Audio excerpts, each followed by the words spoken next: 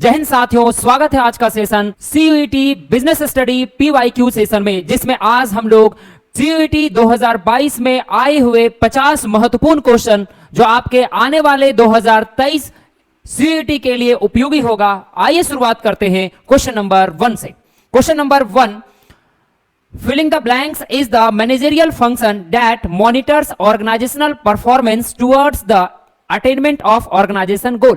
आपसे पूछा जा रहा है कि filling the blanks is the managerial function that monitor organizational performance towards the attainment of organization goal। Option number A planning, option number B controlling, option number C organising, option number D directing.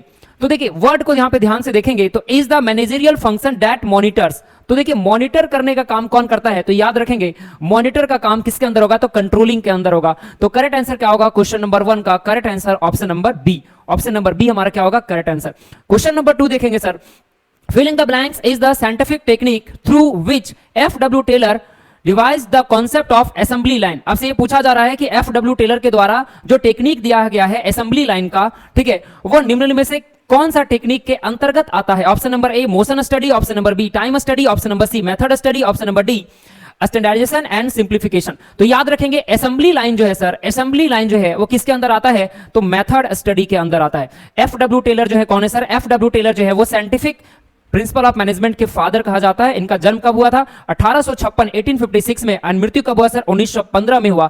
और ये कौन से देश से belong करते थे? USA से belong करते थे। कौन सा कंपनी में उन्होंने जो है वो ज्वाइन किया था? मिडविल स्टील कंपनी में उन्होंने शुरुआत में जो ज्वाइन किया था। और मात्र 6 वर्ष के दौरान, ठीक है, उन्होंने लेबर पोस्ट से चीफ इंजीनियर पोस्ट तक का सफर तय किया है। नेक्स्ट क्वेश्चन देखेंगे question number 3। Rate of saving and investment, money supply in the economy, public debt, volume of import and export are component of dimension of business environment। आपसे पूछा जा रहा है कि जो रेट ऑफ सेविंग है, investment है, मनी सप्लाई है इन द इकोनॉमी, पब्लिक डेप्ट है, volume of import and export are the components of dimension of which business environment. ये सारे जो कंपोनेंट हैं वो कौन से बिजनेस एनवायरनमेंट के अंदर आते हैं? Option number A economics, option number B political, option number C legal, option number D social. आप ध्यान से देख सकते हैं रेट ऑफ सेविंग, इन्वेस्टमेंट, ठीक है, मनी सप्लाई, ये सब जो टर्म्स हैं, ये सब जो कंपोनेंट हैं वो किसके अंदर आते हैं? तो आप बताएंगे सर ये किसके अंदर आते हैं? इकोनॉमिक के अंदर। क्वेश्चन नंबर 3 का करेक्ट आंसर होगा option number A. Next question देखेंगे question number 4। Identify the statement that does not refer to the feature of business environment. आपसे ये पूछा जा रहा है कि identify the statement that does not refer. यहां पे क्वेश्चन को ध्यान से देखेंगे, डज नॉट लिखा हुआ है, नॉट शब्द का प्रयोग किया गया है। और हम कई बार आपको बताएं कि जहां पे क्वेश्चन में नॉट लिखा रहे वैसे प्रश्न को जो है बहुत गंभीरता से देखेंगे और समझेंगे, ठीक है। आपसे प्रश्न पूछा जा रहा है कि does not refer to the features of business environment, इसमें से कौन सा जो है वो बिजनेस एनवायरनमेंट का फीचर्स नहीं है, ये आपसे पूछा जा रहा है। ऑप्शन नंबर ए डायनेमिक, ये तो फीचर्स है। Option number B innovative, option number C totality of external force, option number D specific and general force. तो नॉट लिखा हुआ है तो याद रखिएगा सर जो इनिशिएटिव फंक्शन है, ठीक है, वो किसका फंक्शन नहीं है? इनोवेटिव फंक्शन जो है वो किसका नहीं है? तो बिजनेस एनवायरनमेंट का। तो करेक्ट आंसर क्या होगा क्वेश्चन नंबर 4 का? Correct answer option number B.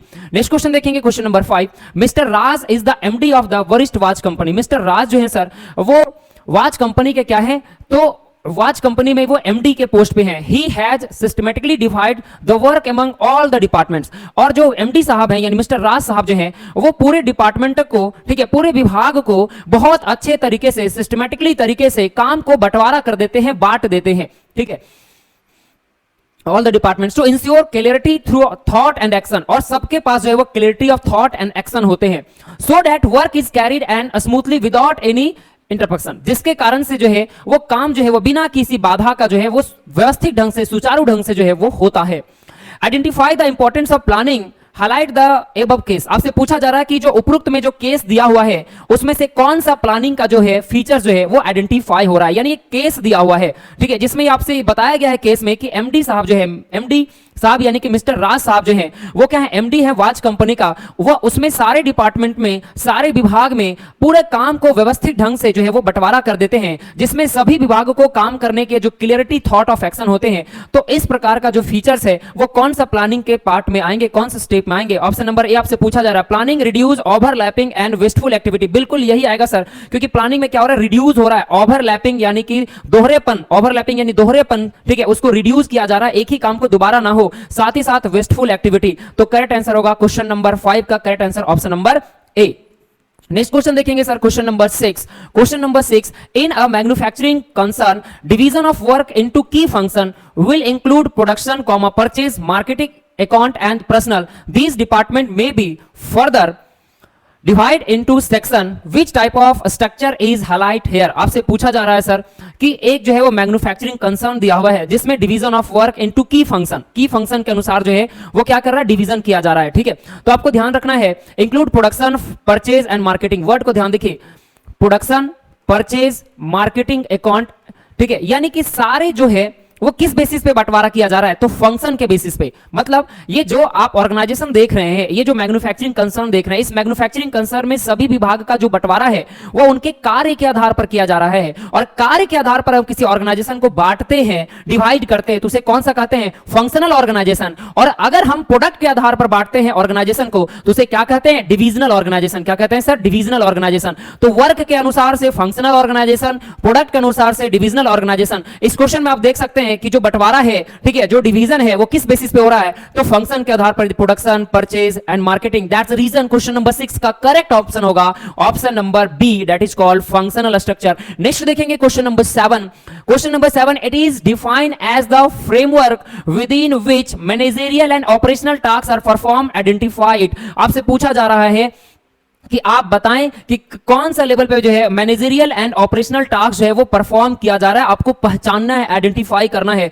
तो देखिए जो ऑर्गेनाइजेशनल स्ट्रक्चर है, ऑर्गेनाइजेशनल स्ट्रक्चर का जब आप डिफिनेशन को पढ़ेंगे, उसके मीनिंग को पढ़ेंगे, तो वहां पे साफ साफ लिखा होता है it is defined as the framework with in which managerial and operational task are perform, identify it. यानी क्वेश्चन नंबर 7 का करेक्ट आंसर होगा option number B, that is called organisational structure. Next question देखेंगे question number 8। Question number 8 आपसे पूछ रहा है, Vasu is the hard working employee. Vasu कैसा working employee है सर, हार्ड वर्किंग एम्प्लॉय है। ठीक है, और इन द ऑर्गेनाइजेशन, कहां पे, ऑर्गेनाइजेशन में, आपके घर में नहीं, हमारे घर में नहीं, ऑर्गेनाइजेशन में वासु कैसा है सर, तो वासु जो है बहुत हार्ड वर्किंग एम्प्लॉय है। ठीक है, अब देखते हैं कि हार्ड वर्किंग एम्प्लॉय गधा के जैसा है, ठीक है, या स्मार्ट वर्किंग में बात कहा जा रहा है। आगे क्वेश्चन को देखेंगे।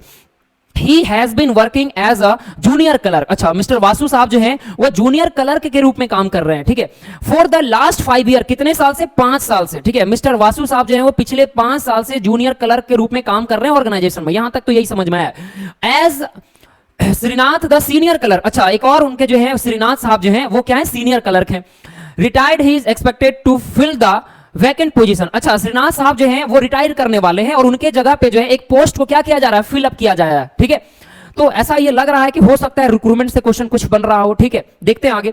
But interested of vertically shifting Vasu, the company appointed Raman as a senior clerk. ठीक है, लेकिन रमन को जो है वो सीनियर क्लर्क बना दिया जाता है through a placement agency. Placement agency के जो है द्वारा जो है वो किसको, वासु को नहीं बल्कि एक नया किसको, रमन को। यहां पर वर्ड को पकड़ेंगे, यहां पर 3 आदमी है, वासु साहब हैं, श्रीनाथ हैं एंड रमन है। ठीक है, पूरा स्टोरी यही 3 के बेस पे है। ठीक है, तो प्लेसमेंट एजेंसी के द्वारा जो है वो रमन साहब को जो है वो सीनियर क्लर्क में अपॉइंट कर दिया गया है। Vasu fail demotivated. अब वासु जो है वो क्या हो रहा है, डीमोटिवेटेड हो रहा है। ठीक है, एंड फ्रस्ट्रेटेड। वासु साहब जो, देखिए वासु साहब जो है वो डीमोटिवेटेड हो गया एंड फ्रस्ट्रेटेड हो गया। लेकिन आपको नहीं होना है, क्या आपको नहीं होना है सर, आपको फ्रस्ट्रेट भी नहीं होना है और डीमोटिवेटेड, क्योंकि हम आपके साथ हैं, पूरी की पूरी तैयारी कराएंगे आपको सीयूईटी 2023 का। ठीक है, कॉमर्स वाले बिल्कुल ध्यान रखेंगे, बिल्कुल परेशान नहीं होंगे। सीयूईटी 2023 हम आपके साथ हैं। ठीक है, और बिल्कुल रिलैक्स वे में जो है पढ़ना है, बहुत ज्यादा जो है वो शोर शराबा के साथ, बहुत ज्यादा जो है वो एकदम प्रेशराइज होकर नहीं पढ़ना, आराम से पढ़ेंगे, धीरे धीरे पढ़ेंगे। ठीक है, और अपनी सफलताओं को जो है वो हासिल करेंगे। देखेंगे frustrated, identify the limitation of external source of recruitment discussed above. पूरी कहानी को जो है हम आपको छोटा सा संक्षेप में समझाते हैं। यह बताया जाता है कि वासु साहब जो है बहुत हार्ड वर्किंग एम्प्लॉय हैं, पिछले 5 साल से जो है ऑर्गेनाइजेशन में जूनियर लेवल के क्लर्क के रूप में काम कर रहे हैं। साथ ही साथ जो है श्रीनाथ साहब जो है वो सीनियर क्लर्क के रूप में काम कर रहे हैं, और श्रीनाथ साहब जो है वो रिटायरमेंट हो जाएंगे आफ्टर कुछ ईयर के बाद, और उनके जगह पे जो है सर वो रमन साहब को जो है वो ले आया गया है, और रमन साहब को जो है वो सीनियर क्लर्क अपॉइंट कर दिया गया है। किसके द्वारा, तो प्लेसमेंट एजेंसी के द्वारा। तो बेचारे जो वासु साहब हैं उनको हो गया है नाराजगी, उनको हो गया है दिक्कत, वो हो गए हैं फ्रस्ट्रेटेड, वो हो गए डिमोटिवेटेड। तो यह जो समस्या है, ठीक है, इसको क्या कहेंगे, यही तो आपसे प्रश्न में पूछा जा रहा है। इसे क्या कहेंगे सर, कुछ कहेंगे डिसैटिस्फैक्शन कहेंगे। वासु साहब खुश है नहीं है ना सर, वासु तो बेचारा डिसैटिस्फाइड हो गया। किस लिए सेटिस्फाइड हो गया, तो ये वासु साहब जो है वो डिसैटिस्फैक्शन अमंग एग्जिस्टिंग स्टाफ, एग्जिस्टिंग जो स्टाफ हैं उनके बीच जो है वो डिसैटिस्फैक्शन जो है वो इंकरेज होगा। ठीक है, क्लियर है? नेक्स्ट क्वेश्चन देखेंगे, क्वेश्चन नंबर 9।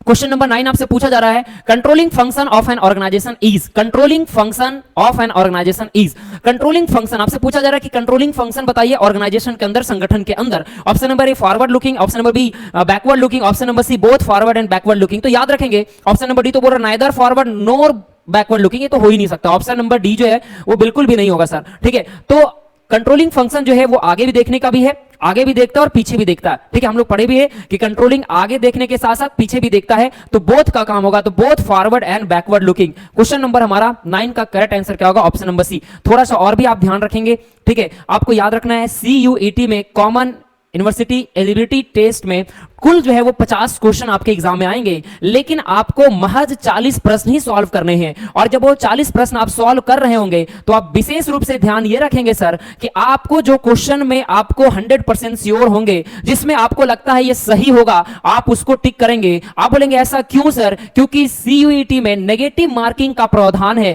ठीक है। क्या प्रावधान है सर? नेगेटिव मार्किंग का, यानी आप गलत बनाए तो जो सही बनाए हैं ओकर से नंबर काट देवल जाएगा, इसीलिए आपको ध्यान में रख के बनाना है। उदाहरण के तौर पर आप अगर समझिए तो अगर आप 40 क्वेश्चन आप बनाना है और 40 क्वेश्चन में से आप 40 क्वेश्चन बना लिए, लेकिन आपको उसमें से 35 क्वेश्चन सही हो गया, तो प्रत्येक सही क्वेश्चन पे आपको जो करेक्ट आंसर मिलेगा, मार्क्स मिलेगा, वो 5 नंबर मिलेगा। तो आप मान लीजिए कि टोटल जो है वो 35 आप क्या किए? सही बनाए, तो उसमें आपको हर कितना नंबर मिला? 5 नंबर मिला ईच में, ठीक है। यानी 35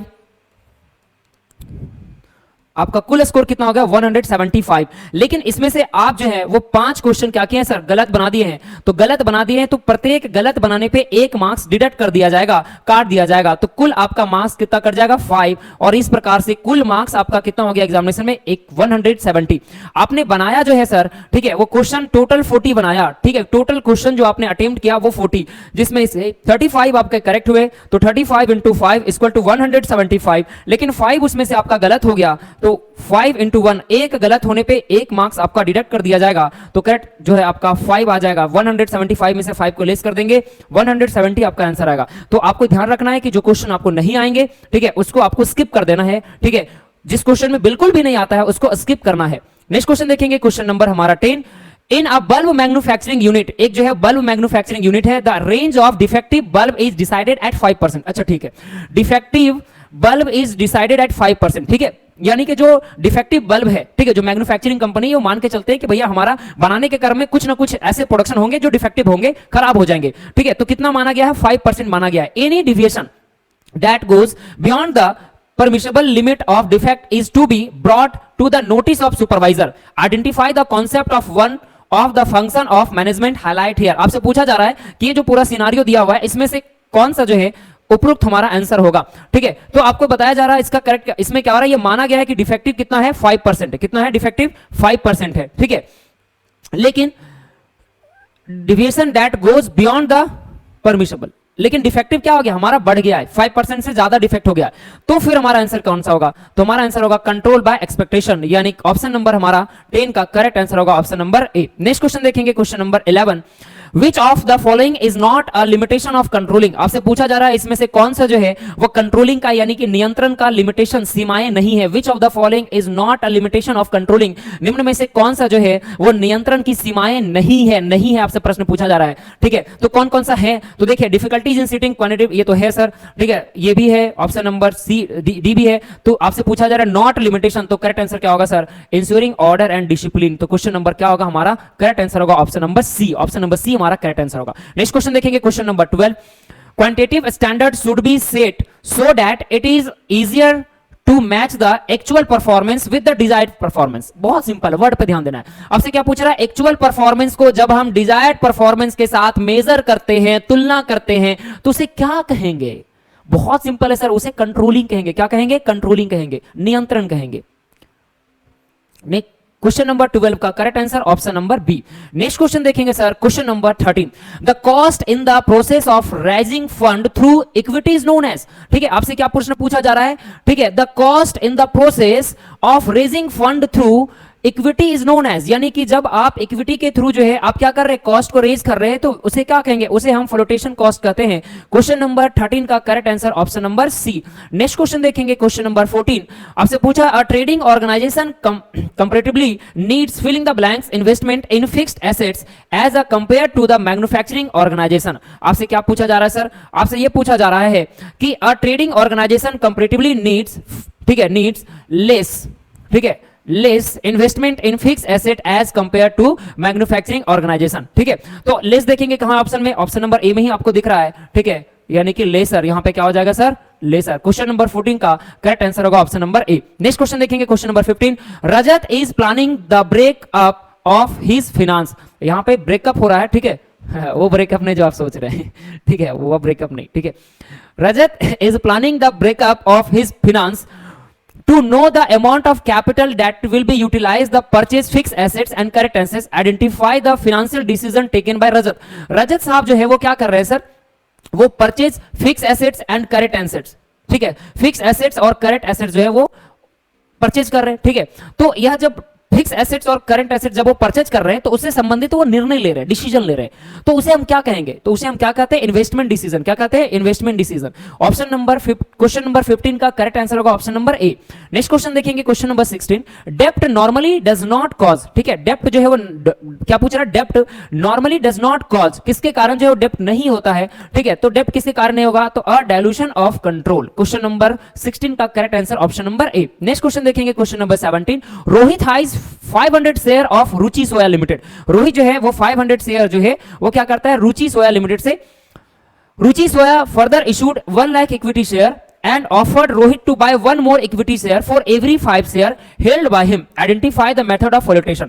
तो पूछा जा रहा है कि इस प्रकार का जब फ्लोटेशन होगा तो उसे हम क्या कहेंगे, राइट इशू कहेंगे, प्राइवेट प्लेसमेंट कहेंगे, ऑफर थ्रू प्रोस्पेक्टस कहेंगे, या ऑफर फॉर सेल कहेंगे। तो इसे हम क्या कहेंगे सर, राइट इशू कहेंगे, ठीक है। यानी यह जो सिनारियो दिया रखा है या जो आपको केस दे रखा है, इस केस में करेक्ट आंसर क्या होगा, तो ऑप्शन नंबर ए यानी राइट इशू हो रहा है। क्वेश्चन नंबर 70 का correct answer option number A. Next question देखेंगे, question number 80, beneficial owner account with a depository participant for holding and transfer of security known as, ठीक है, फिलिंग द ब्लैंक्स। ध्यान से पढ़ेंगे क्वेश्चन को, आपसे पूछा जा रहा है beneficial owner account with a depository participant for holding and transfer of security is known as, उसे क्या कहते हैं सर, उसे हम डीमेट अकाउंट कहते हैं। कौन सा अकाउंट कहते हैं, डीमेट अकाउंट कहते हैं। तो करेक्ट आंसर क्या होगा हमारा, क्वेश्चन नंबर 18 का करेक्ट आंसर होगा option number B. Next question देखेंगे, question number 19, according to the consumer protection act 2019, ठीक है, आपसे पूछा जा रहा है कंज्यूमर प्रोटेक्शन एक्ट 2019 के अनुसार identify who among the following can not file a complaint. कौन व्यक्ति जो है वो कंप्लेंट फाइल नहीं कर सकता है। आपसे ये नहीं प्रश्न पूछ रहा है सर कि कौन कर सकता है, आपसे ये प्रश्न पूछ रहा है कि कौन नहीं कर सकता है कंप्लेंट, ठीक है, can not file a complaint, ठीक है, किसके अनुसार, कंज्यूमर प्रोटेक्शन एक्ट 2019 के अनुसार। तो याद रखेंगे एनी रजिस्टर्ड कंज्यूमर एसोसिएशन नहीं सर, ये तो कर ही सकता है। Option number B central government और एनी स्टेट गवर्नमेंट, ठीक है, ये भी कर सकता है sir. Option number B C देखेंगे, one or more consumer on behalf of numbers consumer having the same interest, ये भी कर सकते हैं। Option number D. अब तो आपको पता चल रहा है ए बी सी तो कर ही सकता है, तो जो बच गया वही ना करेक्ट आंसर होगा ऑप्शन नंबर डी, यानी a person who avails any service for any commercial purpose, यानी ऑप्शन नंबर डी इसका क्या होगा करेक्ट आंसर। क्वेश्चन नंबर 20 देखेंगे, Mohini went to a shopkeeper to buy hair oil. अच्छा, मोहिनी जी जो है ना सर दुकान गए हैं, ऐसा हम नहीं बोल रहे हैं, प्रश्न में पूछ रहा है, प्रश्न बोल रहे हैं मोहिनी जी दुकान गए, तो हमारा क्या, हमारा इसलिए जरूरी है क्योंकि प्रश्न है ना, हमको क्या लेना, मोहिनी जाए, बबीता, सरिता, कोई भी जाए, ठीक है, पर प्रश्न के अनुसार है तो देख लेते हैं। मोहिनी जी गए तो क्या तीर मार लिए, देखते हैं, आइए। Mohini went to a shopkeeper to buy hair, अच्छा हेयर ऑयल, समझ रहे हैं ना, ठीक है, क्लियर। हम लोग तो कड़ुआ तेल से काम चला लेते हैं, है ना, खाना बनाने का भी और लगा लेने का भी, तब सबसे बेस्ट, लेकिन हेयर ऑयल लेने के, देखते हैं आगे मोहिनी जी क्या तीर मारते हैं। The shopkeeper forced her to buy a particular brand of oil. अच्छा, दुकानदार जो है ना वो सजेशन देने लगा, सजेशन तो चलो ठीक है बर्दाश्त भी कर लिए, फोर्स करने लगा मोहिनी जी को, मोहिनी जी आप इसी को ले लीजिए, आपको लेना ही पड़ेगा, अरे इतना खूबसूरत एकदम तेल है ना, आप लगाएंगे तो पहले बाल में चमक, डैंड्रफ खत्म, मजा आ जाएगा, एकदम शाइनिंग बाल में आ जाएगा, बाल लंबा, ग्रोथ, सब प्रवचन। हम नहीं, शॉपकीपर किसको, मोहिनी जी को जबरदस्ती का फोर्स कर दिया लेने के लिए, ठीक है, कोई ब्रांड होगा, ठीक है। तो पूछ रहा है oil out of various brand available, बहुत सारे ब्रांड में किसी एक ब्रांड के बारे में फोर्स कर रहा है, बहुत सारे ब्रांड में किसी एक ब्रांड के। With him which right of Moni has been, आप बताइए कि कौन सा राइट जो है उसका वायोलेशन हो रहा है। कंज्यूमर प्रोटेक्शन एक्ट जो है, जो कंज्यूमर प्रोटेक्शन एक्ट जो है वो हम लोगों को राइट दे रखा है, वो राइट में से कौन सा राइट का वायोलेशन हो रहा है मोहनी जी के साथ। तो देखते हैं मोहनी जी कौन सी कस्ट में है। तो राइट टू बी इंफॉर्म नहीं, ये तो कहां इसका वायोलेशन हो रहा है। राइट टू चूज, हाँ चूज का तो वायोलेशन हो रहा है, क्योंकि मोहनी जी को अपने से चयन करना है, मोहनी जी खुद डिसाइड करेंगे उन्हें कौन सा लेना है। शॉपकीपर कौन होता है? शॉपकीपर कौन होता है? ठीक है, तो शॉपकीपर नहीं होगा सर। शॉपकीपर क्या कर रहा है? जबरदस्ती दे रहा है मोहनी जी को, नहीं आपको यही लेना पड़ेगा, आपकी मम्मी भी यही लगाते थे, आप भी यही लगाइए, है ना, ऐसा थोड़ी होगा। ठीक है, तो ये कौन सा वायोलेशन हो रहा है? राइट टू चूज का। ठीक है, क्वेश्चन नंबर 20 का करेक्ट आंसर क्या होगा? और बी होगा सर। नेक्स्ट क्वेश्चन आएंगे क्वेश्चन नंबर 21 में। ISI mark is found on, हम तो डर ही गए, हमको लगा कौन सा भैया, समझ रहे ना, ISI, टेंशन में आ गए, कौन सा क्वेश्चन में CUET दे दिया है, हमको तो सीधे आतंकवादी ध्यान में आया, है ना, लेकिन ऐसा नहीं है, क्वेश्चन को ध्यान से देखेंगे। ISI mark is found on, अच्छा किसमें फाउंड होता है? इलेक्ट्रिकल गुड्स, तो नाम से पता चल रहा है ISI जो है वो किसमें फाउंड होगा? तो इलेक्ट्रिकल गुड्स में होगा। ठीक है, ISI मार्क जो किसमें पाए जाते हैं? इलेक्ट्रिकल गुड्स में होता है। थोड़ा देख लेते हैं। I for Indian standard institution, और ये इफेक्टिव कब हुआ? 1950 में इफेक्टिव हुआ। इफेक्टिव रीजन कहां पे है? तो इंडिया में हुआ। ठीक है, फुल फॉर्म थोड़ा ध्यान में रखेंगे, कई बार हो सकता है एग्जाम में आपसे फुल फॉर्म पूछ दे कि भैया ISI का जो है वो फुल फॉर्म बताएं, या कई बार मैच द फॉलोइंग, आप देखेंगे आगे प्रश्न में आपको मैच ऑफ द फॉलोइंग भी मिलेगा, तो मैच ऑफ द फॉलोइंग में आपको जो है वो कहीं आपको दिख जाए। ठीक है, नेक्स्ट क्वेश्चन देखेंगे, question number 22। If a technology required to convert the idea of product offering is available, it is filling the blanks is known as, ठीक है, तो आपसे पूछा जा रहा है if a technology required to convert the idea of product offering, ठीक है, is available, it is filling the blanks known as। तो देखिए टेक्नोलॉजी है ना, टेक्नोलॉजी रिक्वायर्ड, ऑप्शन देखेंगे इकोनॉमिकल फाइनेंशियल, कहां से होगा? साफ साफ तो देख रहे हैं क्वेश्चन में टेक्नोलॉजी और टेक्निकल, तो करेक्ट आंसर क्या होगा सर हमारा? टेक्निकल। क्या होगा? टेक्निकल हमारा क्या होगा? Correct answer.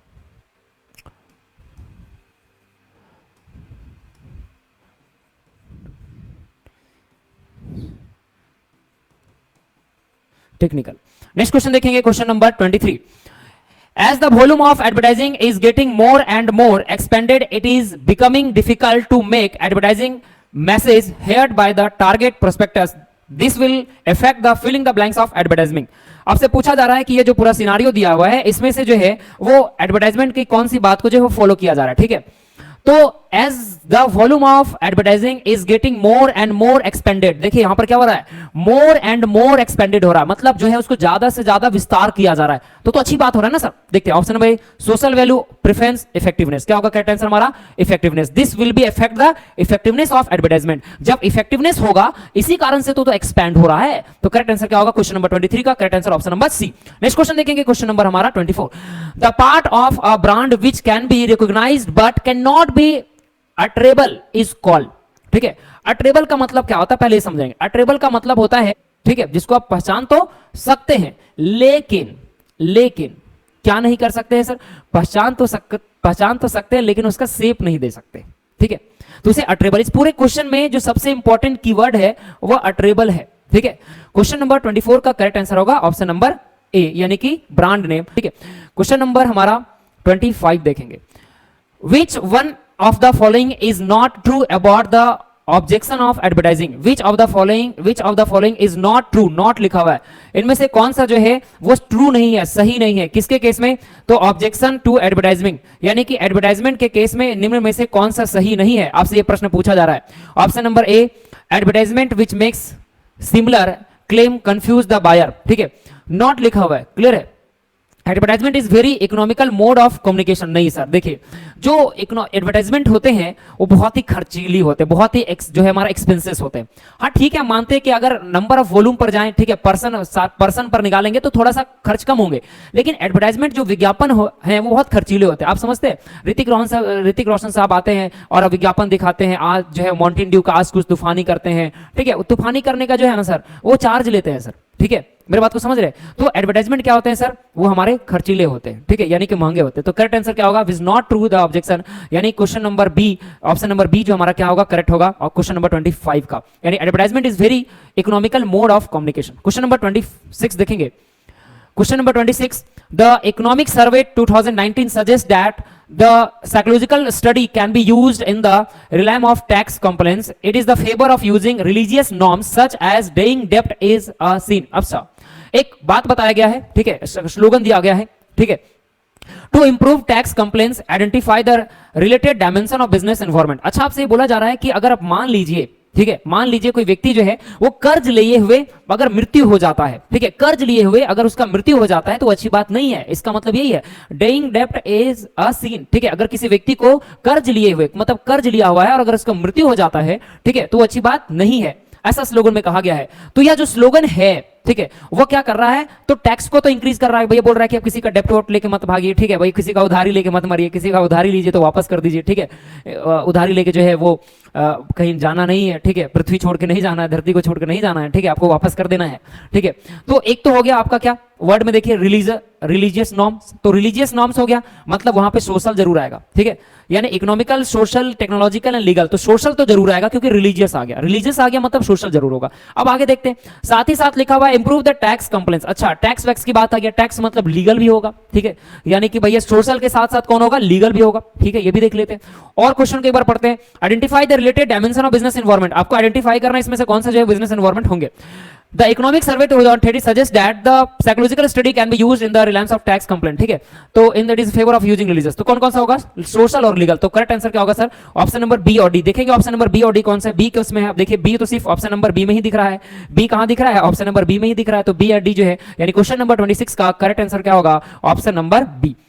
नेक्स्ट क्वेश्चन देखेंगे, question number 27, planning is decided in advance what to do and how to do, choose the correct sequence of a step to make the of planning, ठीक है, आपसे क्या पूछा जा रहा है, planning is decided in advance what to do and how to do, ठीक है, what to do and how to do, ठीक है, ये तो प्लानिंग का बात साफ साफ दिख रहा है। Choose the correct sequence of step to make the planning. अरे सर क्वेश्चन देख रहे, जबरदस्ती का क्वेश्चन इतना लंबा कर दिया है, अरे डायरेक्ट बोलने का नर बाबा, कि प्रोसेस ऑफ प्लानिंग बताने का, ठीक है, नियोजन की प्रक्रिया बताने का, ये जबरदस्ती का ऊपर का 4-5 लाइन चिपका दिया। अरे सीयूईटी में यही होना है, सीयूईटी में ऐसा ही क्वेश्चन आपको दिया जाएगा, ऊपर का 4-5 लाइन दे दिया जाएगा, परेशान होंगे, उसमें से कुछ एक लाइन कीवर्ड को पकड़ना है, उसको आंसर देना है, ठीक है।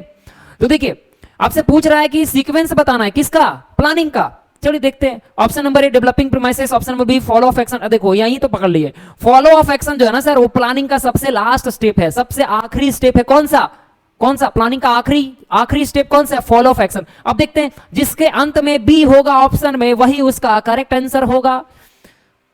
देखो बी तो साफ दिख रहा है किसमें है, ऑप्शन नंबर ए में, तो बाकी बात पढ़ने की जरूरत नहीं, option number B C D में जाना ही नहीं है, क्योंकि बी सबसे लास्ट में सिर्फ एक ही ऑप्शन में, कौन, ऑप्शन नंबर ए। तो करेक्ट आंसर क्या होगा, ऑप्शन नंबर ए हमारा करेक्ट आंसर होगा, क्योंकि फॉलो ऑफ एक्शन क्या होगा, आखिरी स्टेप होता है किसका, प्लानिंग का। क्वेश्चन नंबर 27 का करेक्ट आंसर होगा option number A. Next question देखेंगे, question number 28, from the below description arrange the organising process. अच्छा, यहाँ पे ऑर्गेनाइजिंग प्रोसेस दिया हुआ है, थोड़ा एक मिनट देखिए ध्यान से सर। आपको ना एग्जाम में, जब सीयूईटी के एग्जाम में जब आप जाएंगे तो ध्यान रखेंगे कि आप जो है जितने भी प्रोसेस है, चाहे वो प्लानिंग प्रोसेस हो, ऑर्गेनाइजिंग प्रोसेस हो, स्टाफिंग प्रोसेस हो, कंट्रोलिंग प्रोसेस हो, रिक्रूटमेंट का प्रोसेस हो, सिलेक्शन का प्रोसेस हो, ये सारे प्रोसेस को ना आप एकदम याद कर लेंगे सर, ठीक है। और यहां से प्रोसेस में से कोई एक क्वेश्चन आपको जरूर चिपका जाएगा सीयूईटी 2023 में, इसलिए आप क्या करेंगे, प्रोसेस को आप आराम से अच्छे से याद कर लेंगे, ठीक है। तो आपसे पूछा जा रहा है ऑर्गेनाइजिंग प्रोसेस के बारे में, आपको अरेंज करना है कि ऑर्गेनाइजिंग प्रोसेस कौन कौन सा है। तो ऑप्शन देखते हैं, option number A assignment of duties, option number B establishing reporting relationship, option number C identification division of work, option number D departmentalization. Choose the correct option, आपको क्या बोल रहा है, चूज करना है ये चारों में से कि भैया कौन कौन सा हमारा ऑप्शन होगा, ठीक है। तो देखिए option number identifying and division of work, ठीक है, पहला नंबर असाइनमेंट ऑफ ड्यूटी, ठीक है, तो B number establishing reporting relationship, ये तो आखिरी स्टेप हो गया, ठीक है। तो सबसे पहला जो है हमारा कौन सा होगा, तो सबसे पहला जो हमारा वो होगा C number identifying and division of work. तो देखेंगे पहला जो हमारा कौन सा है, identifying and division of work, तो ऑप्शन पे देखेंगे सी नंबर कौन सा, कहां पे, डी सी ए बी, एक ही जगह दिख रहा है, ऑप्शन नंबर बी में सी स्टार्ट हो रहा है, तो करेक्ट आंसर क्या होगा हमारा ऑप्शन नंबर बी। देखिए आपको बहुत आसान प्रश्न है, बहुत आसान प्रश्न है, बस आपको सीक्वेंस पता होना चाहिए। सीक्वेंस पता है, क्वेश्चन तुरंत सॉल्व। नेक्स्ट क्वेश्चन देखेंगे, question number 29, identify the correct sequence. फिर से आपसे सीक्वेंस वाला प्रश्न दिया। अच्छा, इस बार किससे दिया हुआ? स्टाफिंग प्रोसेस है। हमने आपको पहले भी बताया कि भाई आपको प्लानिंग होगी क्या, ऑर्गेनाइजिंग होगी क्या, स्टाफिंग होगी क्या, आपको देख ही रहे हैं। ठीक है, स्टाफिंग प्रोसेस से प्रश्न आपको दिया हुआ है। पहला ऑप्शन नंबर ए में दिया, the organisation conduct in house training and offered opportunity for career advancement in the long run. Option number B, an advertisement of situation vacant was published in the daily newspaper. Option number C, select the employee was introduced to the office employee and he occupy the position for which was he selected। ठीक है, option number D, the numbers of types of human resource available and required where. अच्छा, सबसे पहला जरूरी चीज जो है ना सर, वो डी नंबर है। पहला तो हम आइडेंटिफाई करेंगे, ठीक है, the number of types of human resource available in the required where. ठीक है, हमें कितने जो है वो स्टाफ का जरूरी है, तो सबसे पहला नंबर जो है हमारा कौन सा होगा? डी नंबर, ये पहला नंबर में जाएंगे। ठीक है, उसके बाद ऑप्शन नंबर ई बोल रहा है, a series of test and interview was conducted to the shortlisted suitable candidate. अच्छा, टेस्ट वेस्ट लेंगे तब देखते हैं। तो ऑप्शन नंबर डी देखेंगे कि कहां पे है। देखिए, इसमें तो तीनों में ऑप्शन नंबर डी है, ए बी सी में। अब नेक्स्ट देखेंगे कि दूसरा नंबर में कौन जाएगा। ठीक है, दूसरा एन एडवर्टाइजमेंट। उसके बाद क्या करेंगे, पहला हम आइडेंटिफाई करेंगे कि कितने लोग की आवश्यकता है। फिर हम क्या करेंगे, अगर हम आइडेंटिफाई कर लिए कि कितने लोग की आवश्यकता है, उसके बाद क्या करेंगे, उसको नोटिफिकेशन रिलीज करेंगे। ठीक है, या तो न्यूज़पेपर में रिलीज करेंगे या तो इंटरनेट पे रिलीज करेंगे। ठीक है, तो ऑप्शन नंबर बी बोल रहा है, N advertisement of situation vacant was published in the daily newspaper. ये ऑप्शन नंबर हमारा क्या होगा? 2 में चला जाएगा। ठीक है, उसके बाद देखिए, फिर देखेंगे पहला नंबर डी और बी सीक्वेंस तैयार कर रहे हैं। पहला नंबर में डी आया, ठीक है, उसके बाद कौन सा आया? बी। तो देखिए, डी और B, D B D B, ये तो दोनों में है, यानी ये तो ऑप्शन होगा नहीं, ये ऑप्शन होगा नहीं। आगे चलते हैं सर, नेक्स्ट देखेंगे तो अ सीरीज ऑफ टेस्ट। उसके बाद क्या लेंगे हम? टेस्ट लेंगे। ठीक है, पहला हम कितना लोग की आवश्यकता है वो आइडेंटिफाई किए, दूसरा में हम न्यूज़पेपर रिलीज कर दिए, नोटिफिकेशन रिलीज कर दिए, तीसरा में उनका टेस्ट लेंगे, टेस्ट लेने के बाद इंटरव्यू लेंगे, इंटरव्यू लेने के बाद भैया उनको हम बता देंगे कि आपको कैंडिडेट जो सिलेक्टेड कैंडिडेट है उसको हम लोग जो है वो सिलेक्ट करेंगे। तो डी बी ई। फिर देखिए ऑप्शन नंबर सिर्फ बी में ही दिख रहा है, डी बी ई, तो सी और ए जो है उसके बाद कौन सा होगा? सी नंबर और फिर ए नंबर। पूरी पढ़ने की आवश्यकता नहीं है। क्वेश्चन नंबर 29 का करेक्ट आंसर होगा option number B. Next question देखेंगे, question number 30, arrange the following step of staffing process in a correct sequence. आपको बोल रहा है कि स्टाफिंग प्रोसेस का जो है वो सीक्वेंस को क्या करना है? अरेंज करना है। ऑप्शन नंबर ए दे रखा है performance appraisal, option number B training and development, option number C placement and orientation, option number D जो है वो promotion and career planning, option number E जो है वो कंपनसेशन। तो आपको ध्यान रखना है जो हमारा कंपनसेशन जो है सर वो क्या होता है? आखिरी प्रोसेस है। कंपनसेशन जो है कौन सा है? आखिरी। तो देखिए ई जो है वो किसमें किसमें है? तो देखिए ई इसमें भी है और इसमें भी है। देखिए आपको दिख रहा है ये दोनों में है।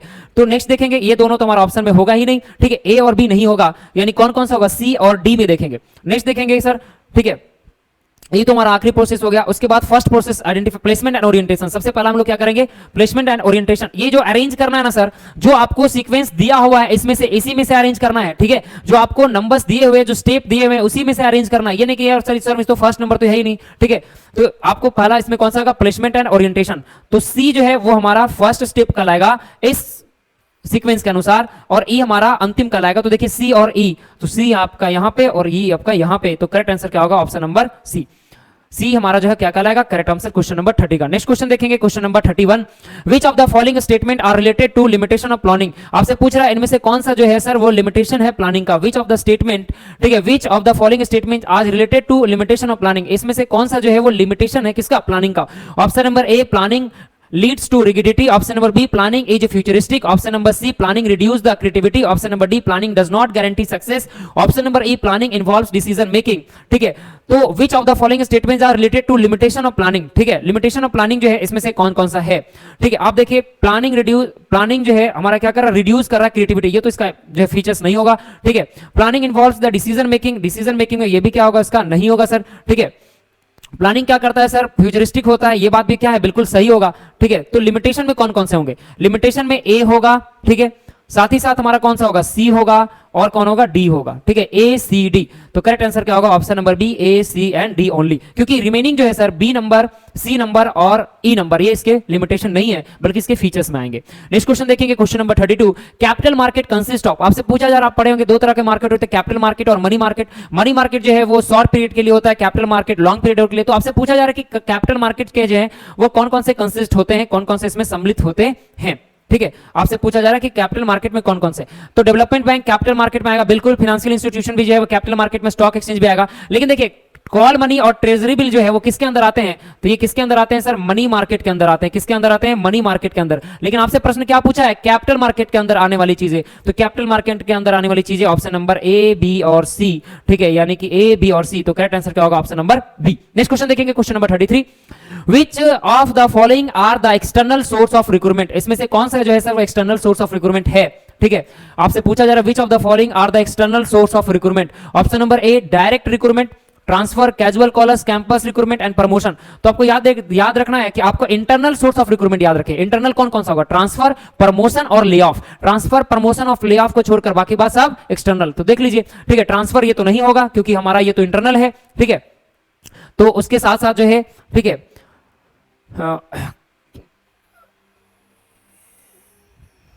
ई प्रमोशन, ये भी क्या होगा हमारा?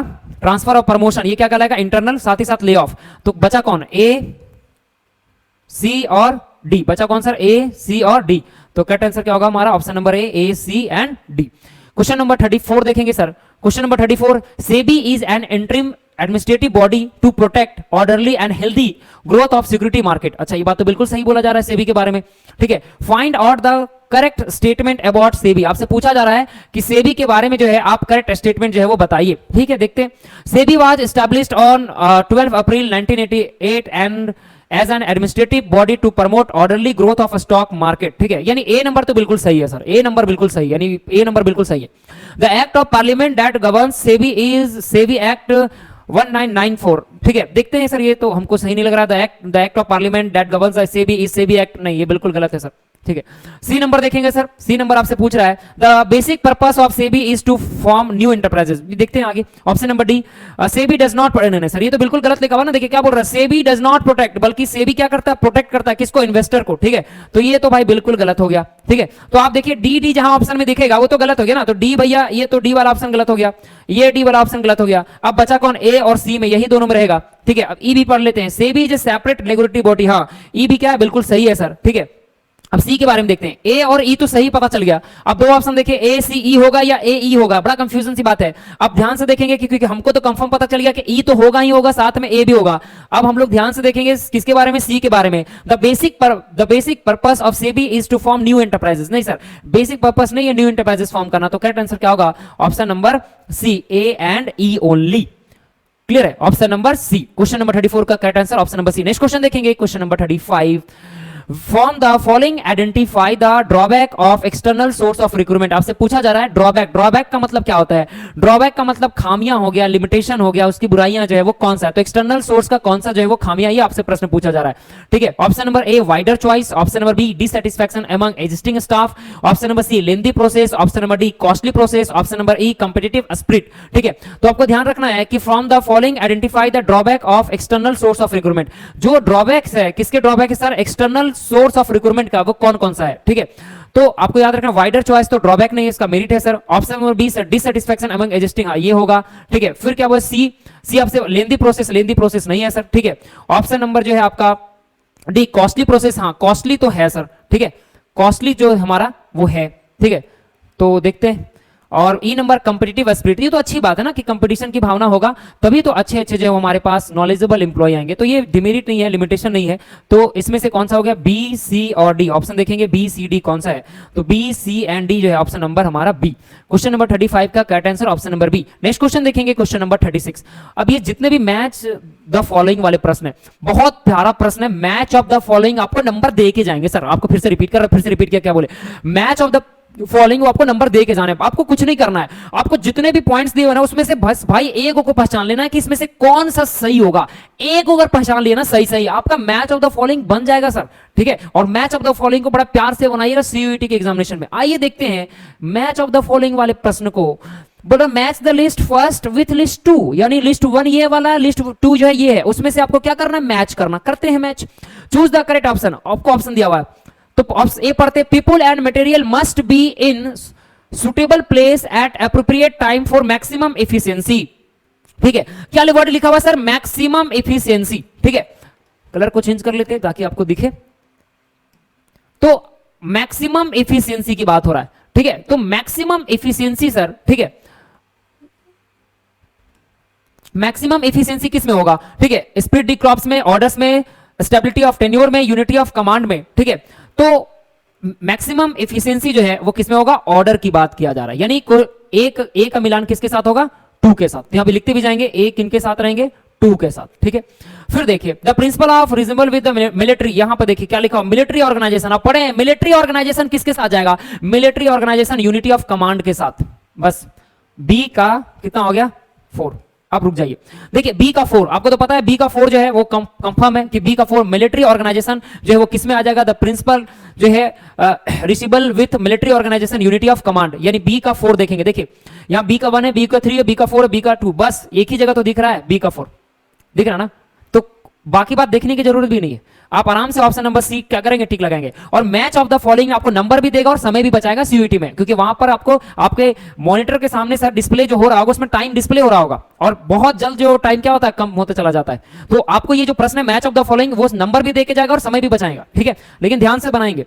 तो बी का जो है करेक्ट आंसर ऑप्शन नंबर 4 होगा। ऑप्शन नंबर 4 देख लिए, बाकी बात हम लोग टिक आउट लगा लिए, ठीक है। नेक्स्ट क्वेश्चन देखेंगे, question number 37, match list 1 and list 2, फिर से मैच करना है, ठीक है। आपसे पूछा जा रहा है sitting performance standard, sitting performance standard किसके साथ आएगा, ठीक है। तो सिटिंग परफॉर्मेंस स्टैंडर्ड जो है वो sir serves as a benchmarks के साथ आएगा, ठीक है। ऑप्शन नंबर बी बोल रहा है एनालाइजिंग डिविएशन, डिविएशन किसके साथ आएगा, एनालाइजिंग डिविएशन किसके साथ आएगा, मैनेजमेंट बाय एक्सेप्शन के साथ आएगा, ठीक है। नेक्स्ट क्वेश्चन, नेक्स्ट है measurement of actual performance, actual performance जो है सर किसके साथ आएगा, ठीक है, measurement of actual performance sample checking के साथ आएगा। एंड ऑप्शन नंबर डी जो है, ठीक है, comparison of actual performance with standard, यानी कि ऑप्शन नंबर 3 के साथ जाएगा, ठीक है। अब तो ये हो गया पूरा, अगर जान रहे तो, और नहीं जान रहे तो सिंपल हम लोग देखेंगे सर, ठीक है, कि sitting performance standard, sitting performance standard किसके साथ होगा, तो बेंचमार्क सेट किया जाता है, ठीक है। तो ऑप्शन नंबर ए का करेक्ट क्या होगा हमारा 4 नंबर। तो देखिए ऑप्शन में देखिए ए का 1, ए का 2, ए का 3, ए का 3, ए का 4, सिर्फ आपको सी में दिख रहा है ए का 4, करेक्ट आंसर क्या हो जाएगा, ऑप्शन नंबर सी। पढ़ने का बाकी बात जरूरत भी नहीं है, ठीक है। नेक्स्ट क्वेश्चन देखेंगे, question number 38, match list 1 with list 2, ठीक है, आपको मैच करने बोल रहा है। लिस्ट 1 में it seeks to protect and promote the interest of consumer, ठीक है, क्या करना है, कंज्यूमर के इंटरेस्ट को प्रोटेक्ट करना है और प्रमोट करना है। तो किससे बिलोंग करेगा, तो कंज्यूमर के साथ है ना, तो कंज्यूमर किसके साथ होगा, कंज्यूमर प्रोटेक्शन एक्ट 2019, यानी ए का करेक्ट आंसर क्या होगा सर, ए का करेक्ट आंसर होगा हमारा लिस्ट 2 से मिलाएंगे तो 3 के साथ मैच करेगा। अब मिला के देखते हैं, ए का 1, ए का 2, ए का 3, सिर्फ आपको किसमें दिख रहा है, सी में, करेक्ट आंसर क्या होगा, ऑप्शन नंबर सी, बाकी बात मिला लीजिएगा, ठीक है।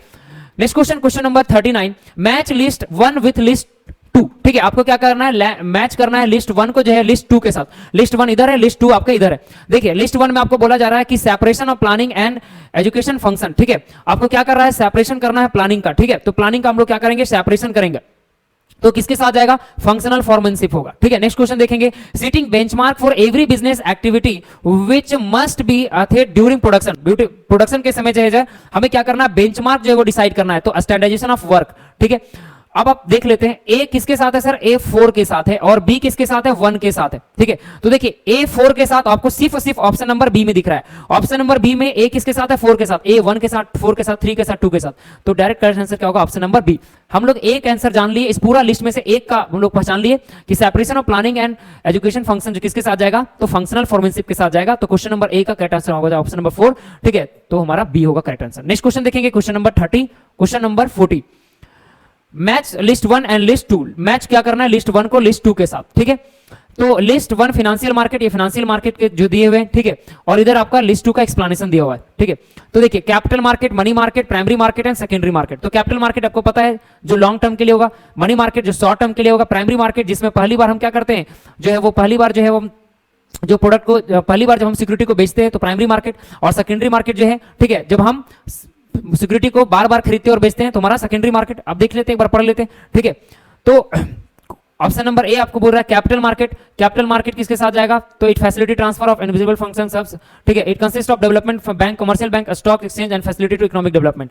ए जो है वो 2 के साथ, ठीक है। फिर और कंफर्म कर लिख ले, पढ़ लेते हैं, मनी मार्केट किसके साथ जाएगा सर, मनी मार्केट जो है वो market with low risk and secured instrument, ठीक है, मनी मार्केट का होगा 3 नंबर। प्राइमरी मार्केट, सेकेंडरी मार्केट बारे में बोल रहा है, it helps the existing investor to disinvest fresh investment enter, ठीक है।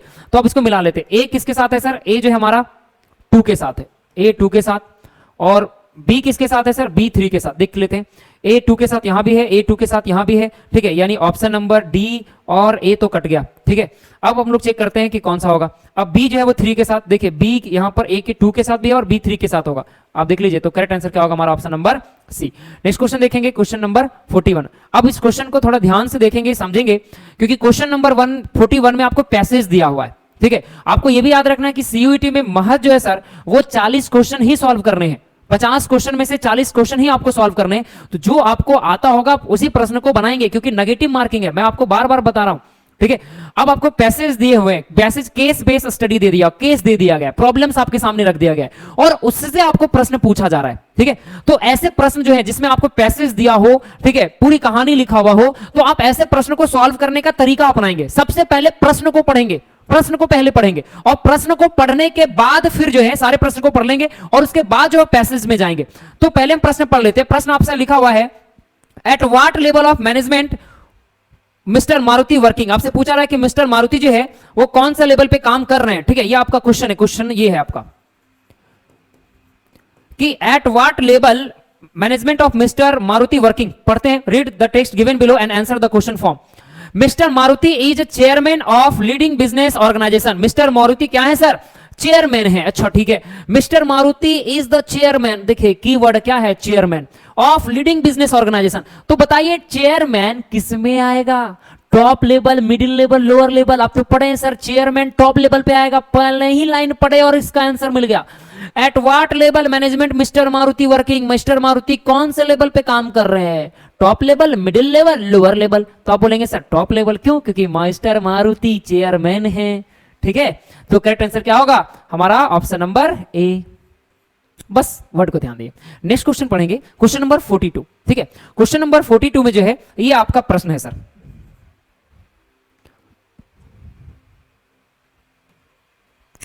क्वेश्चन ये आपका लिखा हुआ है, ठीक है। क्या बोल रहा है, he grabs all possible opportunity and leads the organisation by example and trust, ठीक है। Example and trust. Which quality of good leader is depicted here. देखिए विच क्वालिटी, यहां पे क्वालिटी ऑफ गुड लीडर, इस क्वेश्चन को यहां पर हमने क्वेश्चन पे कीवर्ड पे हमने मार्क कर दिया, क्या है, क्वालिटी ऑफ गुड लीडर। अब हम लोग पैसेज को पढ़ेंगे।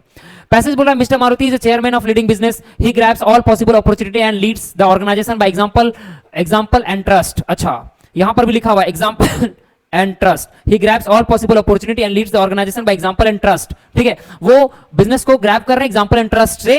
तो विच quality of good leader is depicted here, ठीक है, क्लियर है। यानी यहां पर हम लोग अंडरलाइन कर लेंगे, leads the organisation by example and trust. He always motivate his team and introduce number of motivation scheme. अच्छा ये मोटिवेट भी करते हैं और बहुत सारे इनके पास मोटिवेशन स्कीम भी है। ऐसा किनके पास, मारुति साहब के पास, जो क्या है, चेयरमैन है। Employee offered share at price lower with the market price. Market price से लोअर में वो क्या कर रहे हैं, बेचते हैं, किसको, एम्प्लॉई को दे देते हैं। ये कौन सा, ये क्या है, मोटिवेशन का है, लेकिन कौन सा, मॉनेटरी। ये मॉनेटरी मोटिवेशन दे रहे हैं, मॉनेटरी इंसेंटिव दे रहे हैं, ठीक है। ये कौन सा है, मॉनेटरी इंसेंटिव। और ये कौन सा है sir, employee are given individual autonomy. अच्छा individual autonomy and reward of for performance. यहां पे पैसा वैसे की बात नहीं हो रहा है, उनको रिवार्ड दिया जा रहा है, ठीक है। और उनको क्या कर रहा है, एक पहचान दिया जा रहा है। तो ये नॉन मॉनेटरी, किस प्रकार का मोटिवेशन है, नॉन मॉनेटरी मोटिवेशन है, ठीक है। ये आपको अंडरलाइन करना। he realized that satisfied and secured employee can be best focus on organization success. He ensure hiring competent people for various job. Every employee is required to undergo training. Their job are well defined and regular feedback. क्या, regular feedback are provide so that their long term interest is also सब। अब पहले question को पढ़ लेते हैं दोबारा। He grabs all possible opportunity and leads the organization by example of trust, ठीक है, example and trust. Which quality of good leader is despite here, कौन सा क्वालिटी है किसके पास, मिस्टर मारुति पास। मिस्टर मारुति जो चेयरमैन है उनके पास कौन सा क्वालिटी है, देखते हैं भैया। इनके पास इंटीग्रिटी का, नॉलेज का, अच्छा इनिशिएटिव का, ठीक है। यानी कौन सा है ये, इनिशिएटिव का, मोटिवेशनल स्किल, ठीक है। तो करेक्ट आंसर क्या होगा, मोटिवेशन, हमारा इनिशिएटिव का। देखिए यहाँ पे लिखा हुआ है ना कि क्या कर रहे हैं मिस्टर मारुति साहब जो है वो एग्जांपल एंड ट्रस्ट जो है उसका अपॉर्चुनिटी अपना रहे हैं, अपॉर्चुनिटी लीड कर रहे हैं, यानी कि इनिशिएटिव का गुण उनके पास है। तो क्वेश्चन नंबर हमारा 42 का करेक्ट आंसर होगा option number C. Next question देखेंगे, क्वेश्चन नंबर हमारा 43 में सेम पैसेज है, आपको बस ध्यान में रखना कीवर्ड हमने आपको क्वेश्चन नंबर 42 में जो है मेंशन कर दिया था। क्वेश्चन नंबर आपको 43 बोल रहा है, क्वेश्चन ये आपके ये आपका question, he ensure hiring competent people for various job which function of management is being performed by mister Maruti. देखिए यहां पर वर्ड को अंडरलाइन करिए क्वेश्चन में, हायरिंग। और हायरिंग किस में होगा सर? क्वेश्चन में हायरिंग पूछा जा रहा है, प्लानिंग में हायरिंग किया जाएगा? प्लानिंग में हम किसी व्यक्ति को नियुक्त करेंगे, ऑर्गेनाइजिंग में नियुक्त करेंगे, कहां करेंगे? स्टाफिंग में होगा। करेक्ट आंसर क्या होगा? Option number C. Next question देखेंगे, क्वेश्चन नंबर 44 आपसे पूछा जा रहा है। क्वेश्चन नंबर 44 ये क्वेश्चन रहा, every employee is required to undergo training. अच्छा, ट्रेनिंग की जरूरत है। Their job well defined and regular feedback, अच्छा वर्ड है regular feedback, and provides so that their long term interest is also served, यानी कि रेगुलर फीडबैक मिला जा रहा है, ठीक है। above statement is describe a step involved in the one of the function of management, identify the step। आपको step identify करना। Option number A selection, option number B training, taking corrective action, option number C implementing the plan, option number D performance appraisal, ठीक है। Every employee is required to undergo training, सभी employee को जो है वो training दिया जा रहा है, ठीक है। And there job well defined, और उनका जॉब को जो है वेल तरीके से डिफाइन कर दिया गया है कि किनका क्या क्या काम है। एंड रेगुलर फीडबैक, फीडबैक भी लिया जा रहा है, अच्छी बात है फीडबैक लेने, ठीक है। तो regular feedback and performed so that perform and provide so that their long term interest is also served, ठीक है।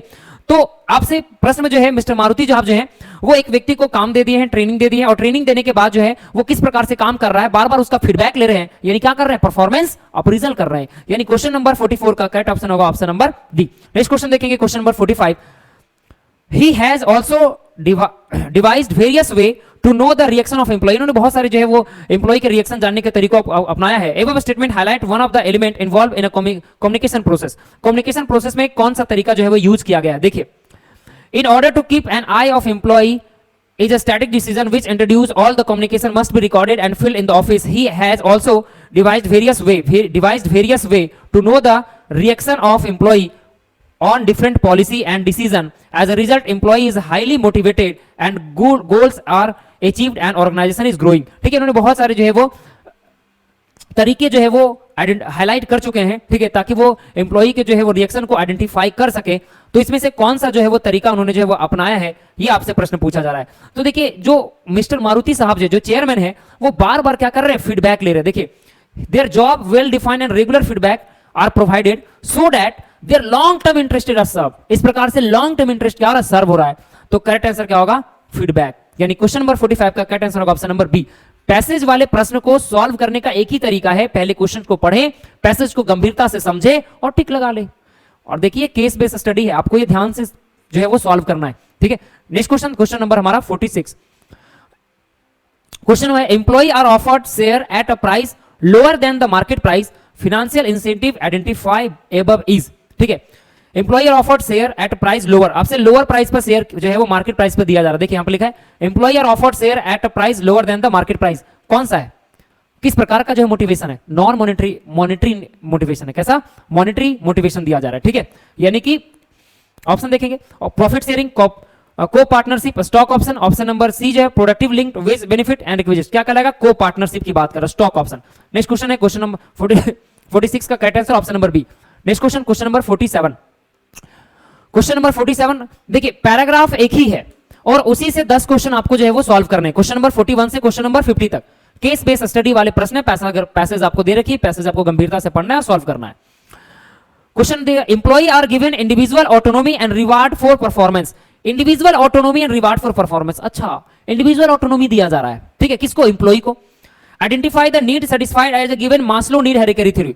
तो मास्लो नीड हेरिकेरी थ्योरी के थ्रू, ठीक है, मास्लो साहब के द्वारा, आपको पता है कि मास्लो साहब जो है वो मोटिवेशन थ्योरी दिए हैं, ठीक है, और उस हेरिकेरी में उन्होंने 5 जो है वो स्टेप बनाए। उसके अनुसार 5 स्टेप में से ये जो स्टेटमेंट है, employee are given individual autonomy and reward for performance, वो कौन सा है?